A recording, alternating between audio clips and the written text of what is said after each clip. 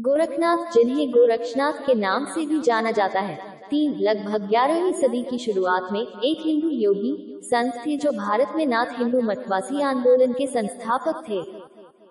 उन्हें मत्स्येंद्रनाथ के 2 शिष्यों में से एक माना जाता है।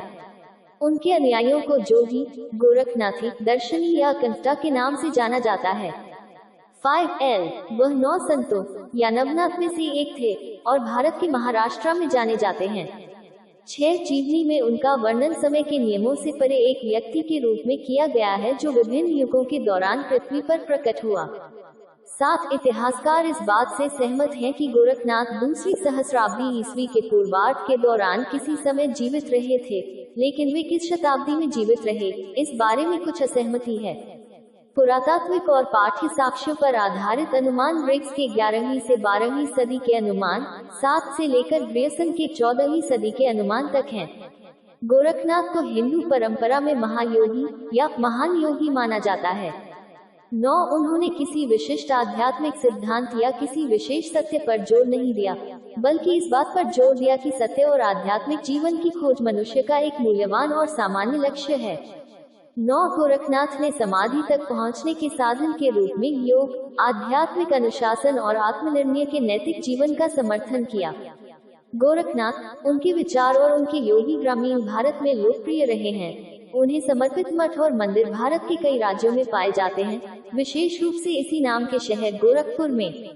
गोरखनाथ कब थे, इस पर इतिहासकार असहमत हैं।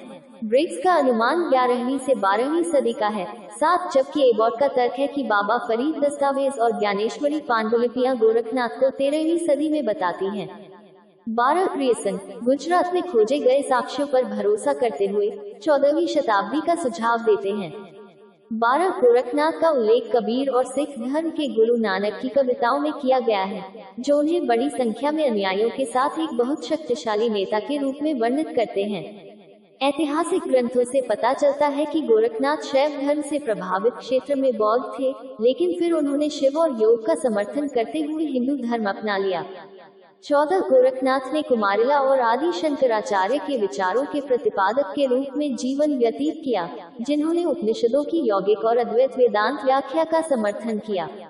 15 गोरखनाथ ने मध्यकालीन भारत में द्वैतवाद और अद्वैतवाद के विवाद को व्यावहारिक दृष्टि से निरर्थक माना।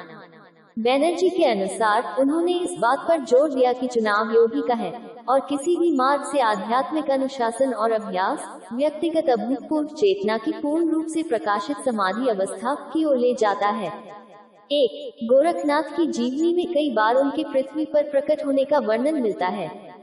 7 किंवदंतियां जन्म का समय या स्थान नहीं बताती हैं और उन्हें अलौकिक मानती हैं। 17 उत्तर भारतीय जीवनी से पता चलता है कि उनकी उत्पत्ति उत्तर पश्चिम भारत, पंजाब, कुछ में पेशावर से हुई थी। 17 बंगाल और बिहार की अन्य जीवनी से पता चलता है कि उनकी उत्पत्ति भारत के पूर्वी क्षेत्र असम से हुई थी। 17 उपलब्ध आत्मकथाएं गोरखनाथ के आध्यात्मिक अवतरण के विभिन्न अभिलेख प्रस्तुत करती हैं।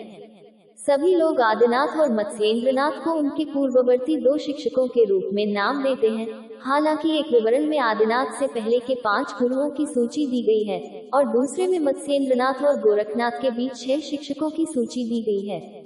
वर्तमान परंपरा में आदिनाथ को मत्स्येंद्रनाथ के प्रत्यक्ष गुरु के रूप में शिव के साथ रखा गया है, जो स्वयं गोरखनाथ के प्रत्यक्ष गुरु थे। नाथ परंपरा बताती है कि यह गोरखनाथ से पहले अस्तित्व में थी, लेकिन आंदोलन का विस्तार गोरखनाथ के मार्गदर्शन और प्रेरणा से हुआ। उन्होंने कई रचनाएं लिखी और आज भी उन्हें किसके द्वारा माना जाता है, नाथों में सबसे महान, ऐसा कहा जाता है। भारत में कई गुफाएं हैं, कई के ऊपर मंदिर बने हैं। कहा जाता है कि गोरखनाथ ने वहां ध्यान में समय बिताया था। भगवान नित्यानंद के अनुसार गोरखनाथ का समाधि मंदिर मकबरा भारत के महाराष्ट्र के गणेशपुरी से लगभग 1 किलोमीटर दूर वज्रेश्वरी मंदिर के पास नाथ मंदिर में है। 19 किंवदंतियों में कहा गया है कि गोरखनाथ और मत्स्येंद्रनाथ ने कर्नाटक के मैंगलोर में कादरी मंदिर में तपस्या की थी। वे कादरी और धर्मस्थल में शिवलिंगम स्थापित